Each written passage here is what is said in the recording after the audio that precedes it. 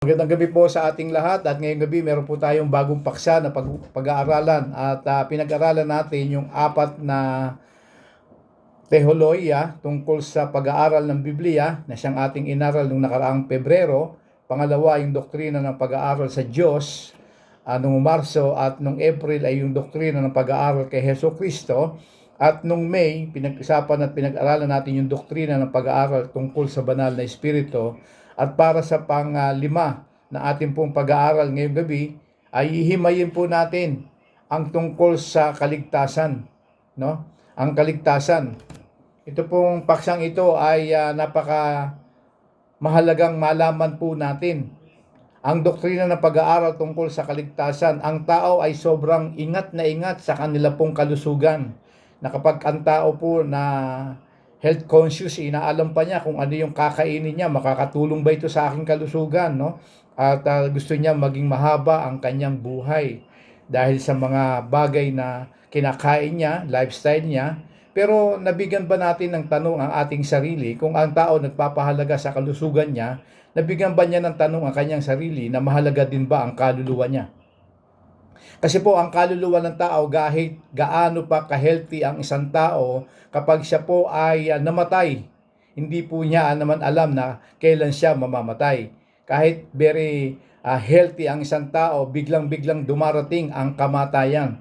At ang kamatayan ay isang bagay na hindi pinangako ng Diyos na ang tao ay mabubuhay ng mahaba, kundi ang kamatayan ay biglaan. Kaya naman itong ating paksa ngayong gabi ay pag-uusapan natin ang kahalagahan ng kaligtasan. Kaligtasan saan? Kaligtasan ng ating kaluluwa. Maraming mga maling katuruan ang nasagap ng mga tao, lalo na sa mga panahon natin ngayon, lalong dumami ang mga nagtuturo ng maling katuruan at sinasabi nila na walang kaligtasan. Ngunit sinabi ng Biblia at pinangako ni Jesus na ang sabi ng Panginoon na tayo ay magsisi ng ating mga kasalanan. Ito po ang dahilan kung bakit si Jesus ay nagkatawang tao.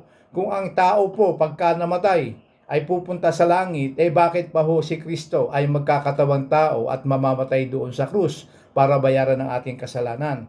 Kaya nga po, sinabi ng ilang mga tao, kapag namatay daw po ang tao, diretso na sa langit. Tama ba yon? Hindi po. Sapagkat ang sabi sa Biblia ay walang makapapasok na kasalanan sa langit. Ang taong makasalanan ay hindi makapapasok sa langit. Sinasabi naman ng iba na ang Diyos ay pag-ibig. Paano naman daw na parurusahan pa ng Diyos ang tao kung ang Diyos naman ay nagmamahal sa tao? Totoo pong mahal ng Diyos ang tao. Kaya nga po ipinadala si Jesus, sapagkat ang tao po ay makasalanan at ang bunga ng kasalanan ay kamatayang pisikal at kamatayang espiritual, dahilan upang si Kristo ay manaog at magkatawang tao upang bayaran ang kasalanan ng sanlibutan. At sinasabi naman din ng iba na ang tao po ay tunay na binibigyan ng tsansa, Kaya siguro ay saka na ako magsisisi, Magpapakasawa muna ako sa aking mga ginagawang kasalanan at saka ako magsisisi pagka malapit na akong mamatay. Sino ba nakakaalam kung ikaw ba'y buhay pa ngayon o bukas o ngayon ay patay ka na? Kaya napakahalaga po itong paksang ito. Sabi nga ng batas ng lupa, ang sabi ignorance of the law is no excuses, no excuse. Sa Biblia sinabi din ng Diyos sa Romans chapter 1 verse 20 to 22, ito po ang sinabi ng Biblia. Totoong hindi nakikita ang Diyos, pero mula pa nang likhain niya ang mundo, ang kanyang walang hanggang kapangyarihan at pagka-Diyos ay naipahayag sa mga bagay na ginawa niya, kaya wala silang maidadahilan. At kahit alam nilang may Diyos, hindi nila siya pinarangalan o pinasalamatan man lang. Sa halip, ibinaling nila ang kanilang pag-iisip sa mga bagay na walang kabuluhan, kaya napuno ng kadiliman ang hangal nilang pag-iisip. Nagmamarunong sila pero lumitaw na sila'y mga mangmang. Sabi sa John 8:32, Malalaman ninyo ang katotohanan at ang katotohanan ang magpapalaya sa inyo. Ang doktrina ng kaligtasan ay hindi nagtatapos lamang sa kaligtasan, kundi ito ay may kaakibat na proseso sa antas ng paglago ng tao, ito man ay mental, spiritual o emosyonal. Ang paglago ay mahalaga sa tao at ito ay ganap na mangyayari lamang sa tulong ng Diyos at ng banal na Espiritu. Paano kung yung tao ayaw kumilala, no? Ayaw niyang tanggapin si Jesus? Paano makakagawa ang banal na Espiritu? Kaya napakahalaga po ng tinatawag na pag-aaral tungkol sa kaligtasan. Ang paksang ito ng kaligtasan ay tunay na marami ang nagkakamali. Kaya naman lilinawin sa atin ng Biblia kung ano ang kahulugan ng kaligtasan. Ang tanong ay ito, kapag ikaw ba ay namatay ngayon, alam mo kung saan pupunta ang iyong kaluluwa. Ito ang pinakamahalagang tanong sa buhay ng isang tao habang siya ay nabubuhay. No? Ang kalagayan ng kaluluwa ng isang tao kapag siya ay namatay, saan paroroon? Kasi po, nakikita po natin na kapag meron pong namatayan, lalapit po ngayon yung kapatid, asawa, kamag-anak, at sasabihin sa mga lingkod ng Diyos, sasabihin ay, ipagpray nyo naman po ang aking ama, ang aking ina o ang aking kapatid na makapasok siya sa langit.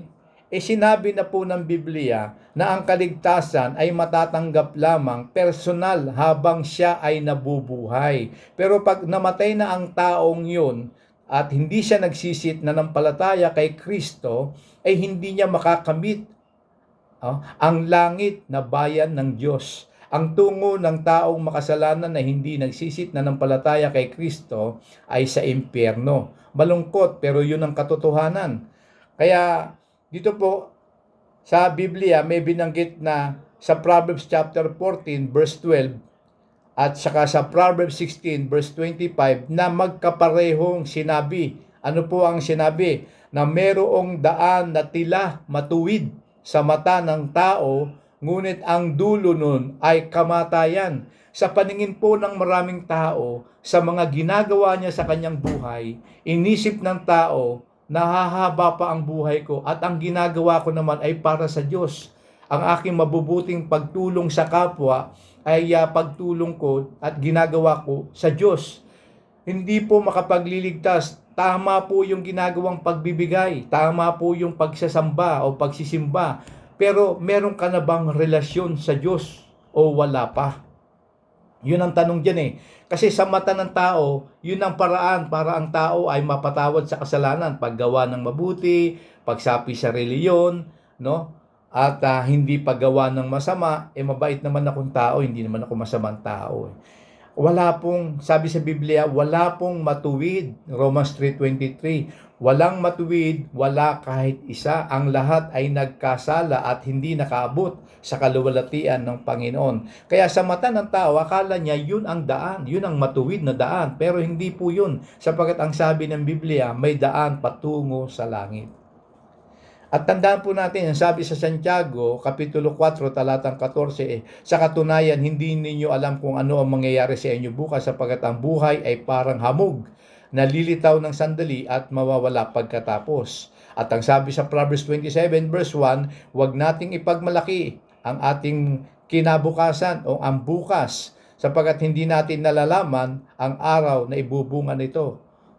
Kaya nagbigay si Jesus ng kwento na sa sobrang kasakiman ng tao sa pag-ibig sa kamunduhan, nakita nila na ito po ay hindi makapagbibigay ng garantiya sa tao. Pinakamayaman ka man, pinakamatalino ka man, pinakasikat kang tao sa mundong ito, pero kapag ikaw ay walang relasyon kay Kristo, ang kaluluwa ng taong yun ay tutungo sa impyerno. Kaya nagbigay si Kristo ng isang kwento. Pakinggan po ninyo ang kwento ng Panginoon. Sa Lucas chapter 12 verse 16 to 21, kung ano ang nangyari sa taong ito na masyadong inibig ang kamunduhan kaysa unahin ng Diyos. Sabi sa Lucas chapter 12 verse 16 to 21, at ikinuwento niya ang talinhaga na ito. May isang mayamang may bukirin na umani ng sagana. Sinabi niya sa kanyang sarili, ano kaya ang gagawin ko? Wala na akong mapaglagyan ng ani ko. Alam ko na, gigibayin ko ang mga bodega ko at magpapagawa ko ng mas malaki at doon ko ilalagay ang ani at mga ari-arian ko. Sa madalit sabi, itong taong ito na sobrang yaman at wala nang mapaglagyan ng kanyang yaman ay gagawa pa ng mas malaking paglalagyan ng kanyang mga kayamanan. Ngayon, sabi sa verse 19, at dahil marami na akong naipon para sa maraming taon, magpapahinga na lang ako, kakain, iinom, at magpapakaligaya. Yan. Ngunit, ito po ang nakalulungkot. Sabi sa kwento sa Luke chapter 12 verse 20, ngunit sinabi sa kanya ng Diyos, hangal, no? Ngayong gabi ay babawiin ko sa iyo ang buhay mo. Kanino ka ngayon mapupunta? Kanino kaya mapupunta ang lahat ng inipon mo para sa iyong sarili? Ganyan ang mangyayari sa mga taong napapayaman sa sarili, ngunit mahirap sa paningin ng Diyos. Itong taong pong ito, sumobra na ang kanyang yabang. Sa kanyang kayamanan, doon siya nagtiwala. Sa kanyang kalakasan, doon siya nagtiwala. Pero sa isang saglit, binawi ng Diyos ang kanyang buhay. At siya ay namatay. Ngayon, yung kayamanan niyang yon, ang sabi ng kwento, kanino kaya mapupunta? Yung mga pinaghirapan mong yaman, kanino mapupunta? Yung kalusugan na ini-invest mo sa sarili mo, bagamat tama yan, pero dahil hindi mo inuna ang Panginoon, saan ka pupunta? Kaya nakalulungkot po. Kaya ngayong gabi ito ang outline natin. Ano po? Ang outline po natin ngayong gabi ay tatlo lamang. Unahin natin yung una, ang dahilan ng pagliligtas. Pangalawa, mga hakbangin patungkol sa kaligtasan. Pangatlo, ang resulta ng kaligtasan. Umpisahan po natin ang dahilan ng pagliligtas. Una, ang dahilan ng pagliligtas, kaya may pagliligtas na ginagawa ang Diyos dahil una, ang tao ay makasalanan.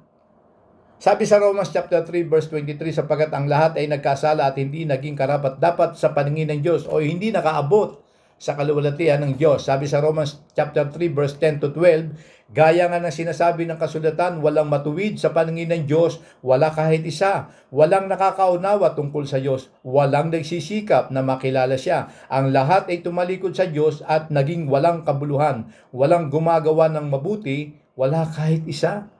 No? At ang sabi sa Romans chapter 5 verse 12, dumating ang kasalanan sa mundo dahil sa paglabag ni Adan sa utos ng Diyos, at dahil sa kasalanan dumating din ang kamatayan, pisikal.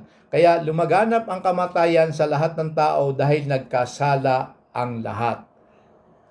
Ngayon, ang sabi sa mga awit 51, talatang 5, ako'y makasalanan at masama mula pa nung ako'y isinilang, kahit noong ipinaglilihi pa lang ako. Ang sabi ni David, sa tiyan pa lang ng kanyang ina, siya po ay meron ng minanang kasalanan. Ngayon po ito ang tanong, paano po yung sanggol na namatay bigla? Ano po? Siya ba ay may tuturing na makasalanan at pupunta sa impyerno? Ngayon po, ang sinasabi ng Biblia dito, ang pagsisisi ng kasalanan ay doon sa mga taong nakaunawa at nakaalam na siya ay makasalanan. Subalit ang sanggol ay wala pang pagkaalam sa kasalanan. Kaya ang tawag po sa kanila, wala pa sila sa tinatawag na age of accountability. Hindi pa nila alam ang pagsisisi. Subalit may minana silang kasalanan. Ngunit ang batang niya, kapag siya ay namatay, yung sanggol na hindi pa alam ang pagsisisi, siya po ay ligtas sa piling ng Diyos. Ang tawag po sa kanya ay saved. Doon naman sa mga taong alam ang kasalanan at nagsisi ng kasalanan at nampalataya kay Kristo, ang tawag po sa kanya ay saved. Naintindihan niyo po? Ang sanggol pag namatay, patungo sa langit, ang tawag doon ay saved. S-A-F-E. Ngayon, kapag ka naman yung taong makasalanan, nagsisi ng kasalanan, tinanggap si Kristo, ang tawag po doon ay saved. Kasi may mga nagtatanong po, paano po yung mga batang sanggol? Walang kamalay-malay po yan. Paano? Pupunta ba yan sa impyerno? Hindi po. Sa langit po ang punta niyan. Sapagkat meron pong kwento sa istorya ni David na kung saan siya po ay nagkasala kay Bathsheba. At yung sanggol na daladala ni Bathsheba na pagtatalik nila ni David, yung bata ay namatay, yung sanggol. Ngayon, nung namatay yung sanggol, si David ay nagbihis, naligo at kumain. Ang sabi ng mga tao sa kanya, bakit nung ang sanggol ay nabubuhay pa sa tiyan at hindi pa namamatay, ayaw mong kumain, ayaw mong maligo? Pero bakit nung ang bata ay namatay, saka ka naligo at saka ko kumain, sabi ng mga taong kasama ni David. Ngayon, ang sabi ni David, ako ay makaparoroon. Ang sinasabi ni David ay yung langit na bayan ng Diyos. Ako ay makaparoroon. Ngunit siya, ang tinutukoy niya, yung sanggol, ay hindi na makakaparito. Ang ibig sabihin, yung pong sanggol, nasa piling na ng Diyos nung siya ay namatay. Maliwanag po. Kaya, ang kahalagahan, no? Ang dahilan kung bakit kailangan malaman natin ang pagliligtas. Ang dahilan ng pagliligtas, ang tao ay makasalanan. Pangalawa, ang tao ay nahatulan patungo sa impyerno, bunga ng kasalanan. Sabi sa Romans chapter 6 verse 23, sapagkat ang kabayaran ng kasalanan ay kamatayan. Saan pong kamatayan yan? Kamatayang pisikal. At meron din pong tinatawag na kamatayang spiritual. Sabi sa Revelation chapter 21 verse 8, pero nakakatakot ang sasapitin ng mga duwag, mga ayaw sumampalataya sa akin, kay Jesus. Marurumi ang gawain, mga mamamatay tao, mga immoral, mga mangkukulam, mga sumasamba sa Diyos-Diyosan at lahat ng sinungaling. Itatapon sila sa nagliliyab na lawang apoy at asupre na siyang ikalawang kamatayan. So, ibig sabihin, may dalawang kamatayan, sinasabi sa Biblia. Isang pisikal, ibabaon ng katawang lupa ng taong namatay sa lupa, ngunit ang kaluluwa niya aalis. Ngunit ang kaluluwang niya na hindi sumampalataya kay Kristo, ito ay patutungo sa tinatawag na dagat-dagatang apoy. Ito po yung ikalawang kamatayan. Ang kanyang kaluluwa ay susunugin sa dagat-dagatang apoy. Doon ay maghihirap siya kasama ng mga taong tumanggi kay